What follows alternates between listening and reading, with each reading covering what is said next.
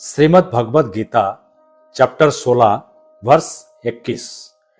त्रिविधम नरकस्येदं द्वारम नाशनम आत्मनः काम क्रोधस्तथा लोभ तस्मद् एतत्त्रयम् त्यजेत।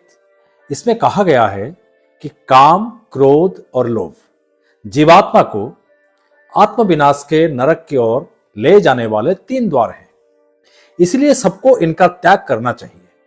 कहते हैं ना, लालच बुरी बला है।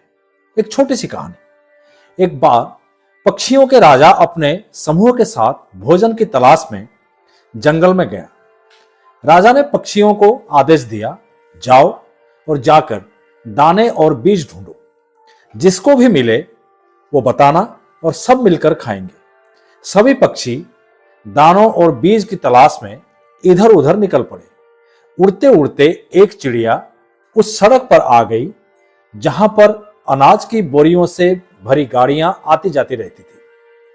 उसने सड़क पर गाड़ियों से गिरी हुई ढेर सारा अनाज देखा। उसके मन में लालच आ गई। उसने सोचा वो इस जगह के बारे में राजा को नहीं बताएगी।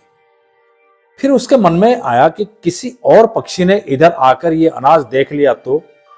तब उसने सोचा कि ठीक है, मैं बता तो दूंगी, पर यहां तक किसी को पहुंचने नहीं दूंगी।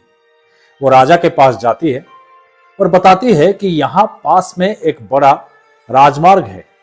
वहां पर अनाज के ढेरों दाने पड़े हैं, लेकिन वहां पर गाड़ियों का बहुत खतरा है। तब राजा ने आदेश दिया, वहां पर कोई भी नहीं जाएगा। सभी पक्षियों ने राजा की बात मान ली और फिर से अनाज की तलाश में इधर उधर उड़ गए। लेकिन वो चिड़िया चुपचाप अकेली ही राजमार्ग की तरफ उड़ गई और दाने चुगने लगी। अभी कुछ ही देर भी नहीं हुई थी कि उसने देखा कि एक गाड़ी तेजी से उसकी तरफ आ रही है। चिड़िया ने सोचा, गाड़ी तो अभी दूर है, 2-4 दाने तब तक और चुग लेती हूं। वो कुछ और सोचती, उससे पहले देखते ही देखते गाड़ी चिड़िया के ऊपर से गुजर गई और वो चिड़िया घायल हो गई। उधर शाम को राजा ने देखा कि वो चिड़िया नहीं आई है। राजा ने सभी पक्षियों को उसे ढूंढने का आदेश दिया। वो सब ढूंढते ढूंढते राजमार्ग पर पहुंच गए, पर तब तक देर हो चुकी थी। चिड़िया मर चुकी थी। राजा के पास जब खबर पहुंची तब राजा ने कहा, उसने हम सबको तो मना किया, पर लालच बस वो अपने आप को रोक नहीं पाई और अपने प्राणों से हाथ धो बैठी। दोस्तों, कहानी छोटी सी है, पर हमें यह सिखाती है कि लोभ से मोह और मोह से पाप होता है। कभी कभी लोभ जानलेवा भी हो जाती है।